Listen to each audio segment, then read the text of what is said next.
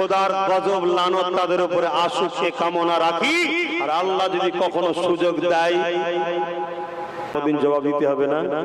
কিছু কিছু আমার ভালোবাসার মানুষ আমার সঙ্গে জুড়ে থাকে, আমাকে নিয়ে ফটো তোলে, আমার সঙ্গে থাকে, যে দেখছেন না ভালোবাসার লোক, আমি ছোট করছি না কাউকে, এরকম কত ফটো আছে আমার সাথে। কে উঠছে কে জানে, কমিটির কে কে জানে ভাই, ঠিক না?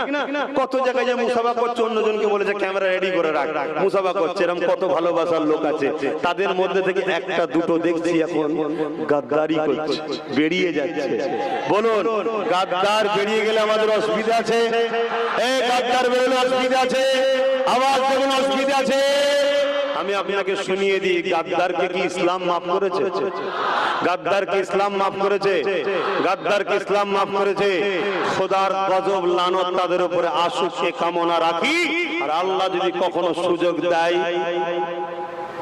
আল্লাহ যদি কখনো সুযোগ দেয়, ইসলাম যে রাস্তা দেখিয়েছে সেই রাস্তায় বোঝাপড়াও হয়ে যাবে। বলুন ইনশাআল্লাহ।